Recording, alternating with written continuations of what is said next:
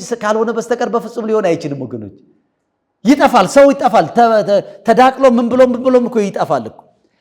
ጠፍቶ የመጣ በምድር ላይ እስራኤል ብቻ ነው። የነበረ መንግስት የጠፋ ለብዙ ዘመን መልሶ ሕያው የሆነ እስራኤል ብቻ ነው፣ ሌላ የለም ወገኖች። እና እነሱ ይጠብቃሉ፣ መሲህ ይጠብቃሉ፣ አዳኝ ይጠብቃሉ። እና የሚጠብቁት ምንድነው? በቀኝ በሮም ግዛት ስለነበሩ ከዛ ነፃ የሚያወጣቸው ነው ይጠብቁ የነበሩት። ታዲያ የሚጠብቁት ምን አይነት ነው? ጀግና እንደ አሉላ አባ ነጋ፣ እንደ ዘራይ ደረስ፣ እንደ ባልቻ አባ ነፍሱ፣ ዘራፍ አካኪ ዘራፍ፣ የአገሬ ጉዳይ ወድቆ ቢነሳ እጥፍጥፍ ያለው እንደ ኩታ ልብስ አተኳኮሱ አንጀት የሚያርስ ምናምን በቃ አላለም። የሀገሩ ቀና የሆነ እንደው በቃ አላ ጎበዝ የሆነ ጀግና። ኢህአዴግ ኢትዮጵያን ሲቆጣጠር የዛን ጊዜ መንግስቱ መጣ ተብሎ ሁሉ ትንሽ ተስፋ አድርገን ነበር። መንጌ መጣች ተብሎ በጀርባ በኩል አንበሳው መንጌ መጣ ምናምን እየተባለ እንትና መጣ ደግሞ እንትና እየተባለ ሰው እንደ ጀግና ይጠብቃል ማለት ነው። ስለዚህ እነሱ ምን ጠብቀዋል? ጀግና ጠብቀዋል። የመጣው ኢየሱስ ግን የሕማም ሰው፣ ደዌን ሁሉ የሚያውቅ አንደኛ ነው። ድንግል ትጸንሳለች ወንድ ትወልጃለች ስሙን ምናምን የሚለው ድንግል ምናምን የሚለውን ተውትና ምን ሆነ? እሱ በአምስት ወንድማማችና እህታማቾች መካከል የተገኘ ሆነ እሱ። ምክንያቱም ማርያም ለዮሴፍ ታጭታ በነበረ ጊዜ ያለ ግንኙነት በመንፈስ ቅዱስ አማካኝነት ጸንሳ ተገኘች አይደል? ታሪኩን ለማሳጠር ከዛ ዮሴፍ ሰርግ ቀጥሮ ነበረ። ባጭሩ ከመንፈስ ቅዱስ ከመላእክት ሲሰማ ጠቀለላትና ኑሮ ጀመረ። የሰፈር ሰውም ደግ አረጋችሁ፣ ሰርግ ምን ይጠቅማል? ወጪ ብቻ ነው፣ ምን ያደርጋል ብሎ የሰፈር ሰው ይህን ተቀብሎታል፣ አክሴፕት አድርጎታል። ወልዳለች። ኢየሱስ ክርስቶስ ተወልዶ በሰፈሩ ሲያድግ ሲወጣ ሲገባ እንደ ማንኛውም ሰፈር ሰው ልጅ ያደገ ይመስለኛል። እርግጥ በጨረር ላይ ተንሸራተተ የሚል ከልጆች ጋር ሲጫወት ጨረር ከዚህ በጣራራ ጨረር ያለችው እሷ ላይ እሱ ይንሸራተትበት ነበር። ሌሎች ልጆች እንዲህ ሊያደርጉ ሲሉ ይወድቁ ነበር የሚል አለ። ደስ ይላል። ግን አይልም መጽሐፍ ቅዱስ ላይ እንደዛ የለም። እንደገና ልጆች ጭቃ ሲያቦኩ ምን ሲሉ ብዙ ነገር ይሰራሉ። እኔም ራሴ ልጅ ሆኜ እኮ መኪና ምንም በጭቃ እኮ ሞክረናል እኮ። ኢየሱስ እርግብ ሌሎች ሲሰሩ የኢየሱስ የሰራት እርግብ በራ ትሄዳለች ይባላል። እንግዲህ በጣም ደስ የሚል የልጆች ተረት ነው እንጂ መጽሐፍ ቅዱስ ላይ እንደዛ የሚል ነገር የለም። ኢየሱስ ክርስቶስ እንደ ማንኛውም የሰፈር ልጅ ኳስ ተጫውቶ ጢቢ ተጫውቶ ቁልፍ አስይዞ እንደኔ ድሮ ከሱሪ ቁልፍ አስይዘን ነበር። ፍራንክ አልነበረም በኔ እድሜ። ቁልፍ እንደዚህ አድርጋ አስይዘን እንጫወት ነበር። እሱም አስይዞ ተጫውቷል። እንደማን ናማነ ተብሎ ሱቅ ገዝቷል፣ ዕቃ ገዝቷል። ተባረክ ልጄ ተብሎ አናጺ ነበር። ይሄኛው ሂሳብ ስንት ነው ሲባል 300 ብር ቀንስ ሲባል እኔ አባቴን አነጋግሩት እያለ ሪፈር ወደ አባቱ ወደ ዮሴፍ ይናገር ነበር። አባቱ ሲሰራ አብሮ ይሰራል። የሰፈር ሰው አይቶት ጠግቦት ነው ያደገው። ኢየሱስ ጠግቦት እንግዲህ ያውቁታል ማለት ነው። በመካከል መጽሐፍ ቅዱስ የሚነግረን በ12 ዓመቱ ወደ ቤተ መቅደስ ሄዶ እዛ ቦታ ላይ መጽሐፍትን እንዳፋጠጣቸው እናውቃለን። ይሄ ሰውዬ ምንድነው ማን ነው ይሉታል እንጂ ከዚህ ውጪ ኢየሱስ ክርስቶስ ምንም የሚታይበት ነገር የለም። ደግሞ መጽሐፍ ቅዱስ ሲነግረን እንወደው ዘንድ እንኳን ደም ግባት የለውም።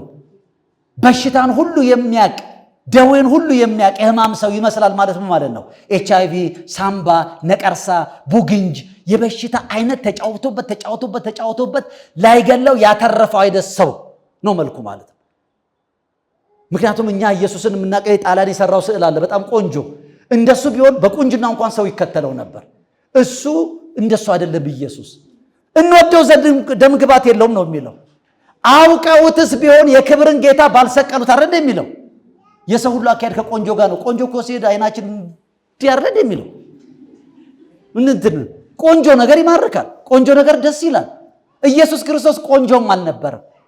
አይ እንትን ያነሳ ነበር የፑሻፕ ምናምን ደረቱ ቸስቱ ፓክ ምናምን እንዳንል የሕመም ሰው ነው የሚመስለው። እና ይሄ ነው ነፃ አውጪው፣ ይሄ ነው እነሱ የሚጠብቁት። መልሱልኝ። የድሮ ፊልም አላያችሁ? በሚኒሊክ ጊዜ የነበረ ምናምን እንትን ጎፈር ያርገው ምናምን ሲሉ ራሱ ነፃ አውጪ ናቸው ያስታውቃል። ነፃ ይወጣሉ ራሱ። ኢየሱስ ግን እንደሱ አልነበረም። ኢየሱስ ግራ ይገባቸው እና እሱ ነው እኔ ክርስቶስ ነኝ ብሎ የተናገረው። ማንም እኮ አላመነው። ኢየሱስ እኔ ክርስቶስ ነኝ ሲል ወገኖቼ በሚኒሊክ ዘመን አንዱ ክርስቶስ ነኝ ብሎ ተነሳሉ እና ለሳቸው ደረሰላቸው ወሬው። ታዲያ ምን አስጨነቃችሁ? ወሰድና ቀበሩታል። ግደልና ቀበሩት። እሱ ከሆነ ይነሳላሉ። ተቀበረ። በዛው አበቃ። በዛው ነገሩ እና ኢየሱስ ክርስቶስ ሐዋርያቶች ለምንድን ነው የተገደሉት? ሐዋርያቶች እኮ የተገደሉት ኢየሱስ እሱ ክርስቶስ ነው ብሎ ስለሰበኩ ነው። ሌላው ሰው ደግሞ የሚለው ምንድነው? አይደለም ይሄ ክርስቶስ መሲህ የተቀባው የምንጠብቀው አትበሉ፣ ነገር አታምጡብን። ይሄ ኢየሱስ ወረዳ 7 ቀበሌ 57 የቤት ቁጥር 67 ያለ የአባቱ ስም ዮሴፍ ከፈለጋቸው አያቱ ስም ኢየሱስ ዮሴፍ ነው እንጂ ኢየሱስ ክርስቶስ አይደለም። አንድ ቀን ይህን ሳስተምር አንድ ሙሉ ወንጌል ቤተክርስቲያን ዛሬ የተማርነው የሰት ትምህርት ነው አሉ።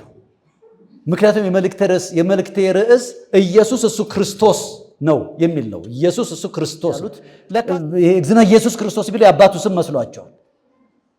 ክርስቶስ የሚባለው ሌላ ነው፣ ኢየሱስ የሚባለው ነገር። ኢየሱስ የተባለው በልጅነቱ የወጣለት ስም ነው። ቤተሰቦች ያወጡለት ስም ነው። ትርጉም ያለው ስም ነው። በቃ ማንኛውም ሰው ትርጉም ያለው ሚካኤል፣ ገብርኤል ምናምን የሚባል እኔ ኢዮብ ነው ስሜ እንደሚባል ኢየሱስ ኖርማል። እኛ ሰፈር ሳሪስ ኢየሱስ ጣሰው የሚባል ልጅ አለ። ባጭሩ ኢየሱስ እሱ ክርስቶስ አይደል? ኢየሱስ ጣሰው የአባቱ ስም ጣሰው ነው። ኢየሱስ ጣሰው የሚባል አለ። ኢየሱስ መባሉ አይደለም ችግሩ።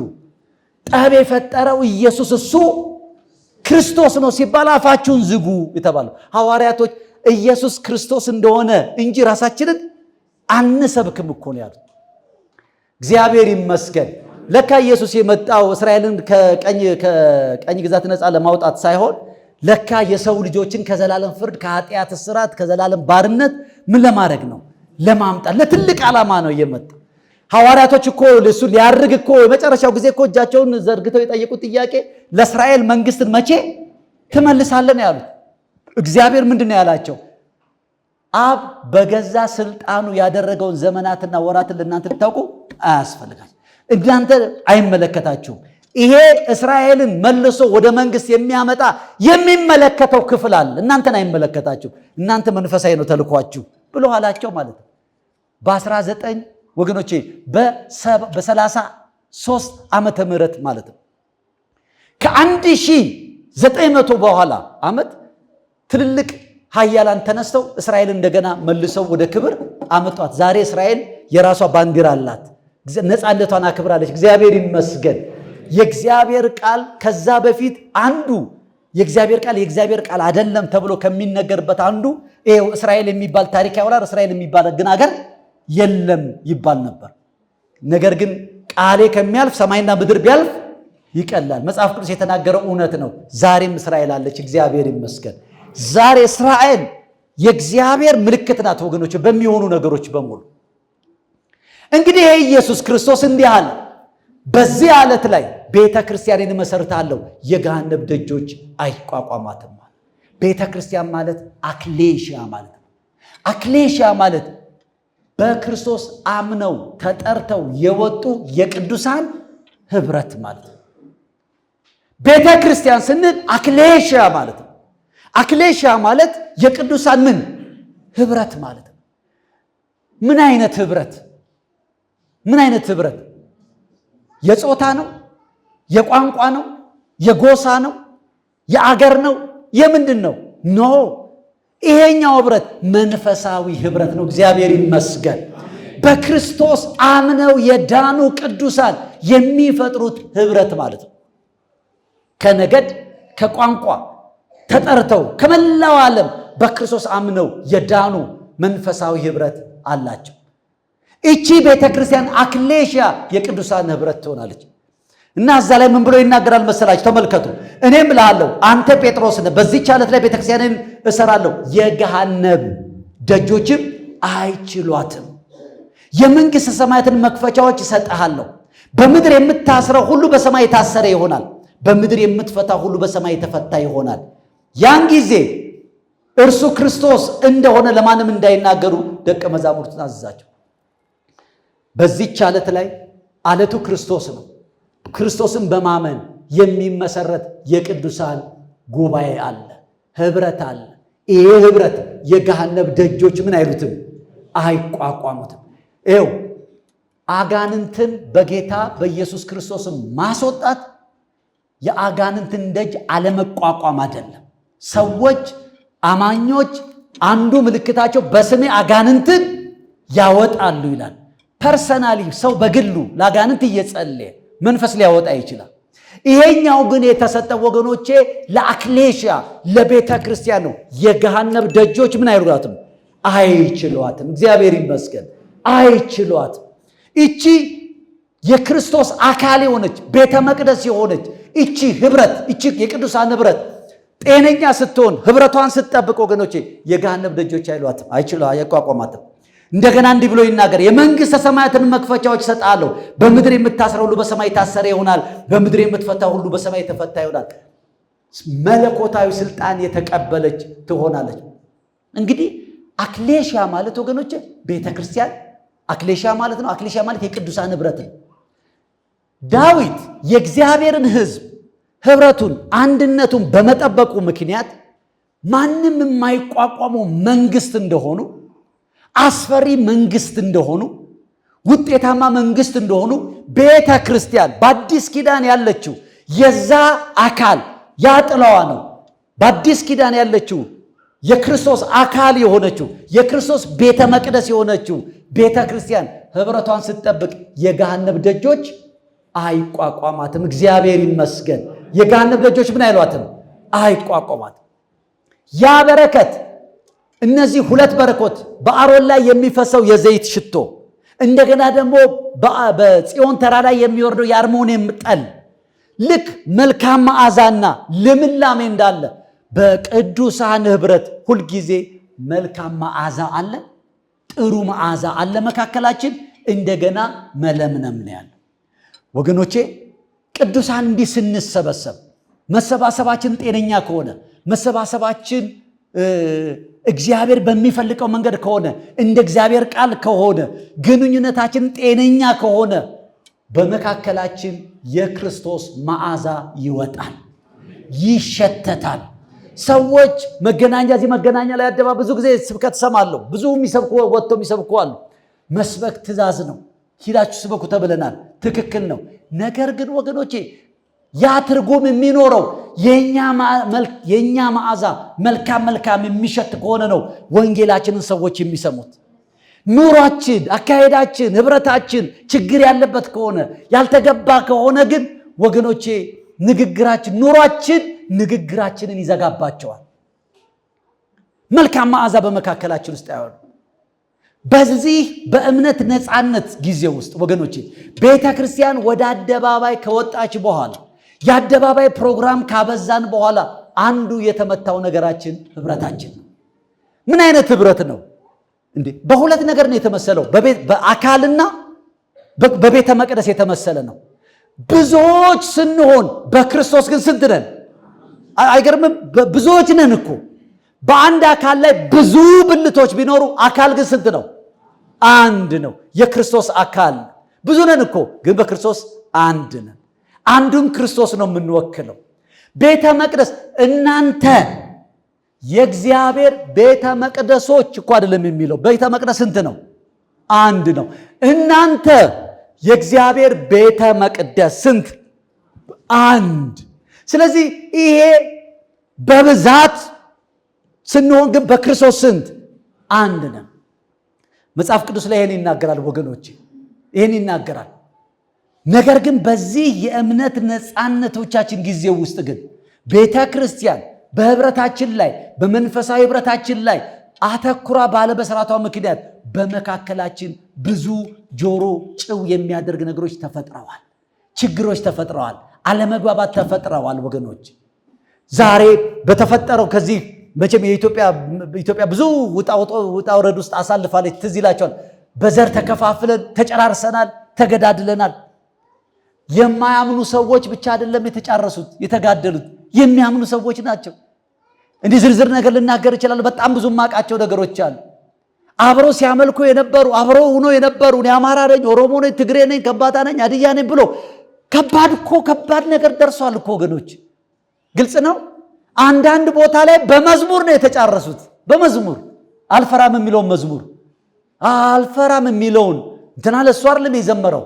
ነገር ግን ለጦርነት ተጠቅመውበት አሳደው ክርስቲያን ወንድሞቻቸውን የገደሉት ብዙ። ስለዚህ ወደኛ ጋር አማኞች ጋር ሲመጣ መዓዛችን ምን ይመስላል ነው ጥያቄው። እንግዲህ በአንድ በጣም ብዙ ጊዜ የምጠቅሳቸው አባት አሉ፣ ዶክተር ፋሲል ላሆም የሚባል። እኚህ አባት ለብሬ የምጠቅሰው ትንቢተ ዳንኤል ምናምን ብል ሩቅ ይመስላል። እኚህ በአካል አብረው በመካከላችን ያሉ ሰው ናቸው። እኚህ ሰው የመንግስት ባለስልጣን ናቸው። ዶክተር ፋሲል ላሆም የሚባል በጃንሆይ ጊዜ ባለስልጣን ነበር፣ በደርግ ጊዜ ባለስልጣን ነበር፣ በኢህአዴግ ጊዜ ባለስልጣን ነበሩ። አሁንም በብልጽግና ውስጥ በኃላፊነት የሚሰሩ ናቸው። እነዚህ አራት ነገስታት ሆድና ጀርባ ናቸው። አንዱን ገሎ ነው የመጣው፣ አንዳንዱን ጨርሶ ነው የመጣው፣ አንዳንዱን እያጠፋ እየገደለ ነው። እሳቸው በሁሉ ቦታ ውስጥ አሉበት። ለምን አልገደሏቸውም? ከአንደኛው ሲተርፉ ለምን ያኛው አልገደላቸውም? ከዛኛው ሲተርፉ ለምን አልገደላቸውም? መልሱ አጭር ነው። ሰውየው ፖለቲካ አይደለም የሚወክሉት፣ የሚያልፍ መንግስት አይደለም የሚወክሉት፣ የማያልፈውን የእግዚአብሔር መንግስት ነው የሚወክሉት። ተቀምጠው በሙያቸው የሚገባውን ይሰጣሉ። ከእምነታቸው ከእግዚአብሔር ቃል ያፈነገጠ ነገር ሲመጣ ወራጅ አለ ይላሉ። አይስተባበሩ። ያ መንግስት በፈለገው ይህን ጉዳይ በፈለገው ሰው መፈጸም ይችላል። እሳቸው ይሰራሉ፣ ግን ከሚያረክስ ነገር ራሳቸውን ይጠብቃሉ፣ ከማይገባ ነገር። ስለዚህ አንዱን ሲጥል እሳቸውን አይነኳቸው፣ አንዱን ሲጥል እሳቸውን አይነኳቸው። እየሰማችሁ ነው? እስቲ እጃችሁ እንደዚህ አድርጉ። ወይ ጉድ! ወይ እግዚአብሔር ይመስገን። አንድ ያድ አባት እንዲህ አሉ፣ ግን ኢህአዴግ እኛን ይሰማናል አሉ። እንዴት አይሰማንም? እሱ እኮ እነሱ ጫካ በነበሩ ጊዜ ደርግ ሲዋጉ እኮ እኛም አብረናቸው እኮ ከነሱ ጋር እንሰራ ነበር። አንዳንዱ ጉዳይ ላይ በዘዴ በጫካ የነበረውን መንግስት ሊቃወም የነበረውን ያግዙ ነበር። የእምነት አባቶች ማለት። አሁን ያ ሲታገዝ የነበረው መጣና ቁጭ አለ። አሁን እሱን እንዴት አድርጎ ያምነዋል? ምክንያቱም እዛ ጫካ አብሮት ነበር። ከዚህ የተነሳ የኢህአዴግ መንግስት በጣም ብዙ ህግ ያወጣ ነበር። አይቻልም። ለምን አይቻልም? ያውቃል። እንተዋወቃለን። እየሰማችሁ ነው? እስቲ ኧረ እጃችሁ እንደዚህ ይሄ እንዲህ ስናገር ፈራለሁ አንዳንዱን ነገር። እሺ፣ እግዚአብሔር ይመስገን። ዳዊት ንጉስ ዳንኤል በዛ ወንበር ላይ ተቀምጦ በነበረበት ጊዜ በንጉስ መብል እንዳይረክሱ ራሳቸው ምን አድርገዋል? ጠብቀዋል። ትዝ ይላቸዋል። ጠብቀዋል እንዳይረክሱ። ምን ልል ፈልጌ ነው? አሁን በእኛ መካከል ሁለቱ ነገር ጎሏል። መልካም መዓዛችን እየጠፋ ነው ያለው። እግዚአብሔር ዛሬ የሚናገረን ሊኮንነን አይደለም፣ ወደ ጤነኛው ህብረት ውስጥ እንድንገባ ነው። ሁለተኛው በህብረት ውስጥ ደግሞ መለምለም ነው ያለው። መለምለም ነው፣ መድረቅ የለም እኮ። ምን ማለት መሰላችሁ? መለምለም እንዴ! በመካከላችን እኮ በተለያየ ምክንያት የተቸገሩ ሰዎች አሉ። ለልጆቻቸው ትምህርት ቤት መክፈል ያቃታቸው ሰዎች አሉ። ብዙ ኬስ ሊኖር ይችላል። እኛ በህብረት ስንኖር በጌታ ፍቅር ወድሻለሁ እየተቃቀፍን ሌላ ጣጣ እንድናመጣ ሳይሆን እየተተያየን እኮ እንድንተጋገዝም ጭምር እኮ ነው። እየሰማችሁ ነው? እስቲ እንትናን እናግዛት፣ እስቲ ምንድነው፣ እስቲ እንዴ ጎብኛት፣ እስቲ እንትና ምናምን ሲባል በግለሰብ ህይወት ውስጥ የመጣ ከባድ ፈተና ሳይታወቀው በአካል ውስጥ ሆኖ ምን ማድረግ ይችላል? ማለፍ ይችላል። ይሄ እኔ ምስክር ነኝ። ጌታን ስንቀበል ትልቅ ድርጅት አለን፣ ተዘግቶ ነበር በክርክር እና ጌታን ተቀበልን። ከዛ ገቢ አልነበረንም፣ 5 ልጆች እናታችን አለች፣ እንደዚህ በጣም ተቸግር እና ጌታን ተቀበል እና ይመጡ የነበሩ አማኞች እያዩ ይጸልዩልናል። ሲመጡ አንዳንዱ የሆነ ነገር ያዛርጎ ይመጣል፣ እንትን ያደርጋል። በቃ ዝም ብሎ በጌታ ፍቅር ወዳለው ሳይሆን እቤት ሲሄዱ አይተው በሚያስፈልገው ነገር ይረዱን ነበር። በጣም ትዝ የሚለኝ ነቢይ ጌጤ የምትባል ነበረች። ወንድም ቢቂል አዳዲ የሚባል ነበር። እነሱ እኔም በጣም በመንፈሳዊ ሕይወት አግዘውኛል እና በጣም ነቢይ ናቸው። ነኝ አላሉም፣ ናቸው ነው ያልኩት። ዛሬ ነኝ የሚል ስንት አለ። እነዚህ ነቢያት ናቸው እና በጣም የሚደንቀኝ እነሱ ቤት ሲሄድ ይጸልዩልናል። በቃ ብዙ ነገር እግዚአብሔር የተናገራቸው ነግራል። ልክ ከጸሎት ከጨረስን በኋላ ይችን ደግሞ ለእናትህ ይዘህ ሂድ ብለው የሆነች ነገር ይሰጡኛል። ዛሬ ይዘርፋሉ፣ ነቢያት የሌላ ይዘርፋሉ እንኳን ሊሰጡ። እነዚህ እኮ ምንም የላቸውም፣ ከጉድለታቸው ይዘው ይሄዳል።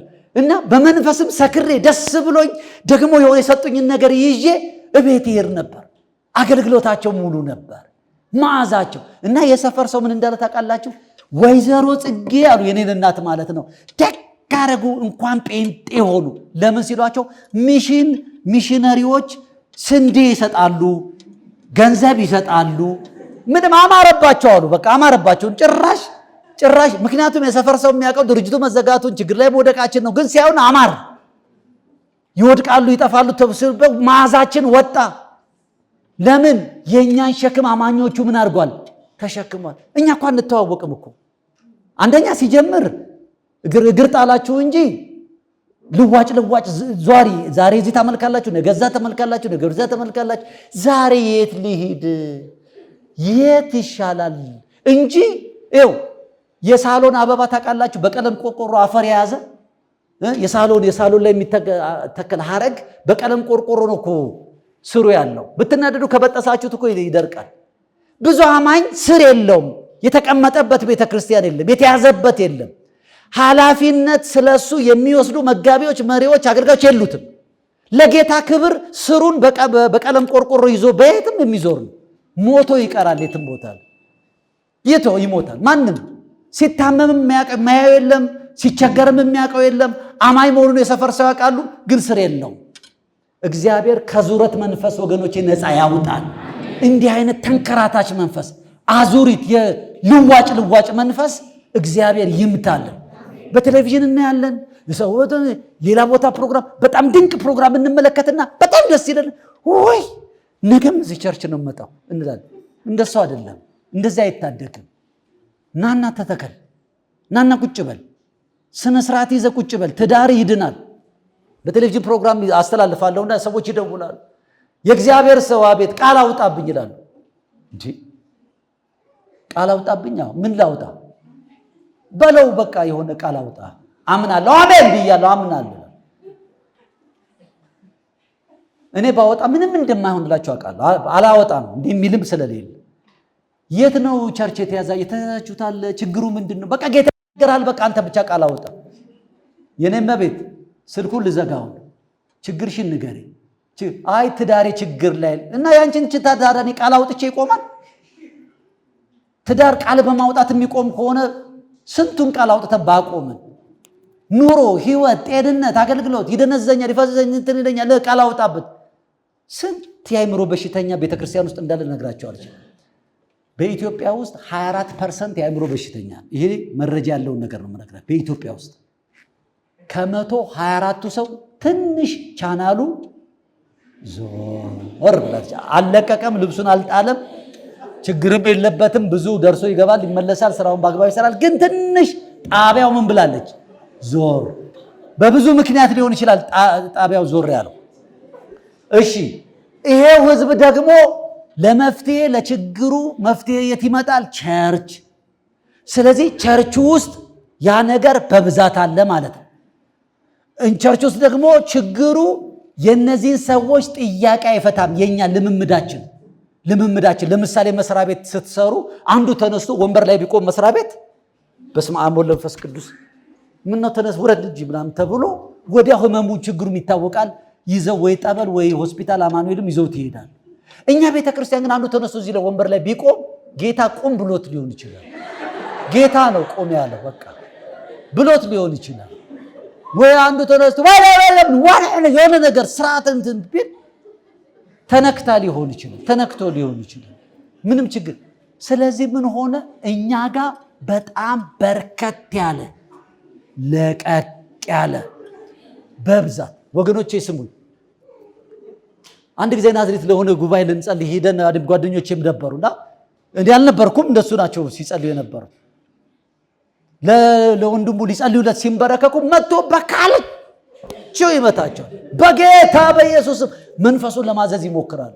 ከዛ አንድ ወዳጄ ነጋ ይባላል። ይሄኛው መንፈስ ከፊል ብሉይ ኪዳንና ከፊል አዲስ ኪዳን ነው መጠቀም ያለብን።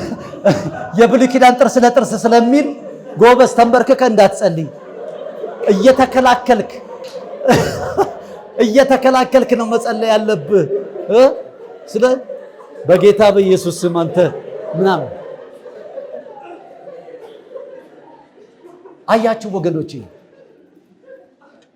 ይሄ የቅዱሳን ህብረት እርስ በርሳችን የምንተያይበት ነው፣ የምንገማገምበት ነው። አንዳንዱ እኮ ችግር ህብረት በማጣታችን ታልፈን የተሰጠንበት ነው። ህብረት ሲጎድል፣ ለምሳሌ በስራ ቤት ውስጥ መስረቅ አይደለም ጉቦ መቀበል አይደለም ወገኖቼ። ዛሬ እኮ መስሪያ ቤት ውስጥ ጉቦ የሚቀበለው አማኙ እኮ ነው። ዛሬ በኢትዮጵያ መንግስት ከግማሽ % በላይ አማኝ እኮ ነው ያለው ከባለስልጣኖቹ። ብዙ የምንሰማቸው ያልተገቡ ሌብነትና ማጭበርበሮች ደግሞ አሉ። ታውቃላችሁ፣ ጴንጤ ነው ሀገሩን እየመራት ያለው እየተባለ ነው። ከዋናው ከጠቅላይ ሚኒስትሩ ጀምሮ እስከታች ያሉት አብዛኞቹ አማኞች ናቸው። እንደውም አንዳንዶቻችሁ አብራችሁ ሁሉ ትጸልዩ ትችላላችሁ። ግን በግልጽ ጉቦ አለ፣ ማጭበርበር አለ፣ ሌብነት አለ፣ ቅጥፈት አለ። ይሄ የማያምኑ አይደለም አማኞቹ ማለት ነው። አማኞቹ ማለት እነዚሁ ባለስልጣን ሁሉ አጭበርባሪ የሆኑት መጥተው ፊት ወንበር የሚቀመጡዋል። እዚህ ቤተክርስቲያን እንትና ይቀመጣል። እዚህ ውሃ ሚኒስትሩ ወይ ደግሞ እንትኑ መከላከያ ሚኒስትሩ እንትኑ ኃላፊ ሆኖ እዚህ ጋር እንደዛ ቸርች ብሎ የሚያመልከው ምን ችግር አለ? ይሄ እኮ ቤተክርስቲያን እኮ ነው። ይሄ እኮ አክሌሽያ ነው። እዚህ የሚቀመጠው በስልጣኑ አይደለም የሚቀመጠው። እዚህ እኮ በክርስቶስ አምኖ በመዳኑ ነው የሚቀመጠው። እዚህ ቤት ውስጥ ሀብታም ድሃ፣ ባለስልጣን ተራ ምናምን የሚባል የለም። ወረፋውን ጠብቆ ነው እዛ የሚቀመጠው። እንዳመጣጡ ነው የሚቀመጠው። ሲወጣ ክብር ለሚገባው ክብር ይሰጣል። እየሰማችሁ ነው? እንግዳው እንዲህ የሚነቀፍ ከሆነ አማኞች እንደሚነቀፉ ከሆነ ቸርች የላቸው እና መሪዎቻቸው ለምን አይወቅሷቸው? እኔ አንድ አማኝ አውቃለሁ፣ ትልቅ ሰው ነው፣ ስሙን ልጠራችሁላችሁ እችላለሁ። በአንተ ቋንቋ የማይናገር ሰው መጥቶ ዕቃ ልግዛ ቢል አትሽጥለት ያለ ሰው አለ። የአንድ ቤተክርስቲያን ሽማግሌ የሆነ ማለት ነው። እንግዲህ ምን ማለት ነው? ፖለቲካው ወደ አላስፈላጊ የዘር ልዩነት ውስጥ ከቶታል ማለት ነው። መጽሐፍ ቅዱስ አማራ፣ ኦሮሞ፣ ከምባታ፣ ሀዲያ የሚባል አያውቅም። መጽሐፍ ቅዱስ የሚያውቀው 2 ዘር ነው፣ የሴቲቱ ዘርና የወንዱ ዘር ነው፣ የዲያብሎስና የክርስቶስ ነው። ከዛ በስተጀርባ ያለ ነገር ቢኖር ምንም ችግር የለው። ግልጽ ነው። እኛ እኮ ይሄን ይዘን እንድንቆም ነው እኮ የሚፈለገው። ያ ሰው እንዲህ ተናግሮ በምድሪቷ ላይ ሄዶ ቤተክርስቲያን ቁጭ ብሎ ያመልካል። እኔ እዛች ቤተክርስቲያን ፓስተር በሆን አግደዋለሁ ለ3 ወር። ምክንያቱም ከእግዚአብሔር ቃል ያፈነገጠ ንግግር ነው እየተናገረ ያለ። ዲሲፕሊን መደረግ አለበት። ብቸኛዋ የቤተ ክርስቲያን ስልጣን የእግዚአብሔር ቃል ነው። ከእግዚአብሔር ቃል ያፈነገጠ ማንም ሰው እድል ፈንታ ያለውን በቤተ ክርስቲያን ውስጥ እየሰማችሁ ነው። ስለዚህ መዓዛችን ምን ሆነ? ህብረት በማጣታችን ምክንያት ተበላሸ። በመካከላችን የደረቁ ሰዎች አሉ፣ የደከሙ ሰዎች አሉ። እና አንድ ጊዜ አንድ ወንድም በመንገድ ሲያልፍ አንዲት ክርስቲያን እህት የሆነ ሆቴል በራፍ ላይ በረንዳ ላይ ከአንድ ሰው ጋር ቁጭ ብላ ለስላሳ ትጠጣለች። እና አየ፣ ያ ልጅ በመንገድ ሲያልፍ ነው ያየው። ከዛ እንዲህ ቢላትም አታይም እሱ። ከዛ በርጋ ደረሰና እንዲህ ቢልም አላየ። እሷ በቃ እንዲፈዛ ነው እሱ የምትሰማው ሰውየውም ማለት ነው። ከዛ መጣና እሱንም ሰላም አለና ሰላም አለትና አንድ ጊዜ ውጭ ፈልግሻለሁ አላት። ከዛ ውጭ ወጣና እሷ ወጣች። ከዛ እሺ አንድ ጊዜ ብላ ወጣች። እዚህ ምን ትሰሪያለሽ? ምን አየህ አለችው። እዚህ ምን ትሰሪያለሽ? ለአባትሽ ነው የምደውለው። አሁን እደውላለሁ። አሁን ከአንድ ወንድ ጋር እዚህ ቦታ ላይ ቁጭ ብላ ልጆች ምን አየህ? ምን አየህ? እማቀው ታሪክ የለም። አሁን የምሰጥሽ ጊዜ ሂደሽ ተሰናብተሽ ዕቃሽን ይዘሽ እንድትመጪ ነው። ይኸው አሁንም በበራፍ ጋር እያየሁ ነው። የትም ምክንያት 6 ቁጥር 7 ቁጥር የሚለው አረብ ይርጓል መደዳው እያየሁ ነው። ባይን እያየሁ ብትቆጣ ምን ብትል ከዛም ሂዳ በቃ ተፈናቅራ ምን ብላ ቦርሳዋን ይዛ ቻው ብላ ተነስታ ይዟት ሄደ እና ያ ልጅ የዛን ቀን እቺን ሴት ከሞት ነው ያዳናት። እያንዳንዱ አማኝ የራሱ ፈተናዎች አሉ። እኔ እዚህ ስለምሰብክ ሁሉ በሁሉ አይደለሁም። የኔ አቅም የኔ ጉልበት አካሉ ነው። ቅዱሳን ናቸው። እኔ በድካም የሆነ ነገር ላደርግ ወይ ለሆነ ስፈልግ እኮ ሌላው ነው የሚመለከተኝ።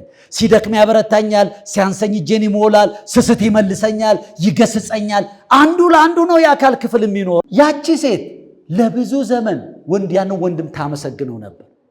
ይሄ ሰው ግን በቋንቋ ነው ህብረታቸው፣ በዘር ነው። እህት እኮ አይደለችም፣ የሥጋ እህት እኮ አይደለችም፣ በጌታ እህቱ ናት። ግን ቤተሰብ ናት፣ እህቴ ናት።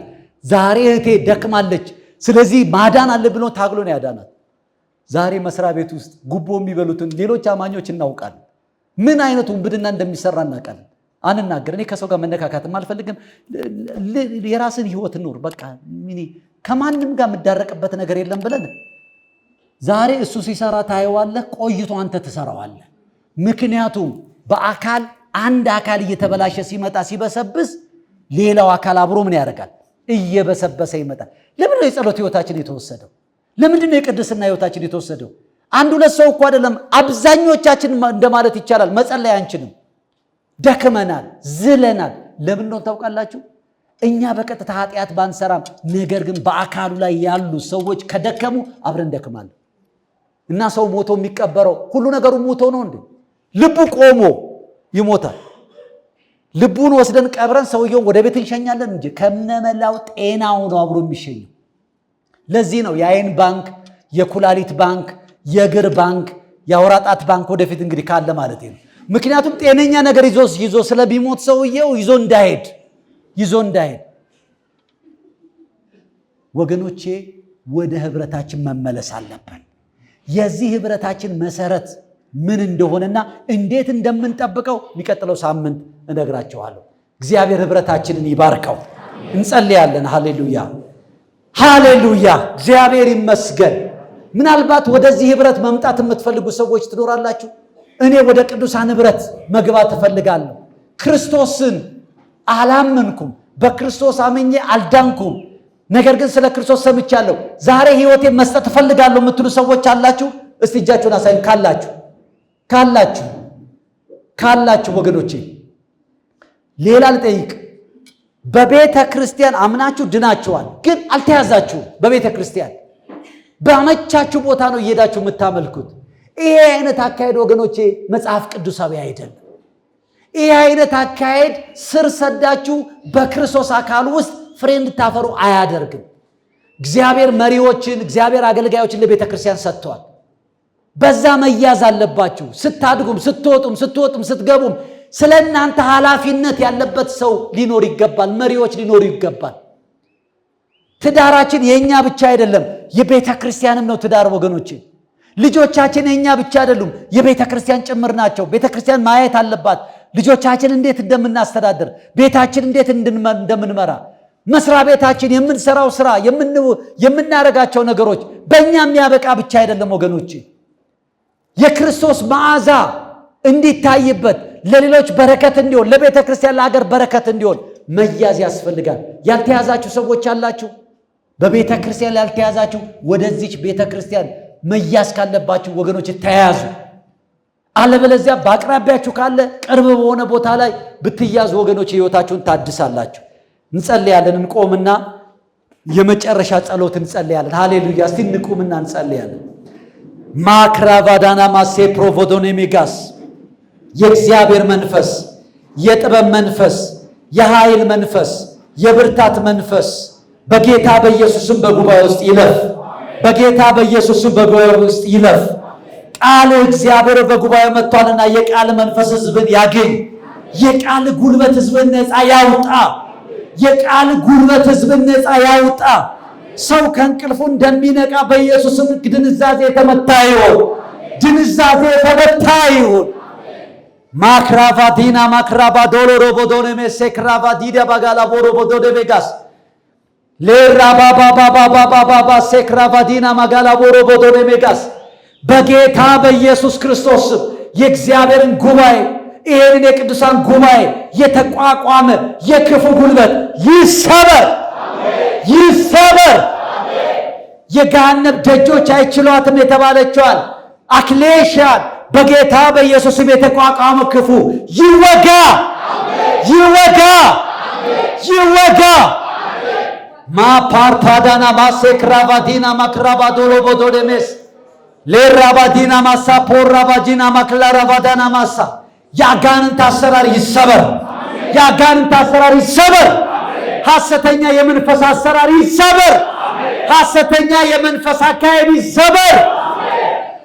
በጌታ በኢየሱስ ክርስቶስ ስልጣን መጋደላችን ከደምና ከስጋ ጋር አይደለም፣ ከአለቆችና ከስልጣናት በሰማያዊ ስፍራ ካሉ ከክፋት መንፈሳዊ ሰራዊት ጋር ነው ተብሎ እንደተጻፈ እኔ ጸልያለሁ። በረቀቀ መንገድ የቤተ ክርስቲያንን መዓዛ ያጠፋ፣ የቤተ ክርስቲያንን ልምላሜ ያጠፋ ዛሬ ይወጋ ይወጋ።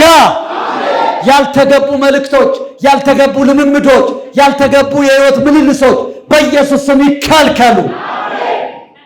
ማሰራባዴና ማክራባዳና ማሴፖሮቦዶ ደቤጋስ ለራባባባባባ ሴክራባዲና ማክሮቦዶ ደቤጋስ የዘላለም አምላክ እግዚአብሔር ሆይ እናመሰግናለን፣ እናመሰግናለን።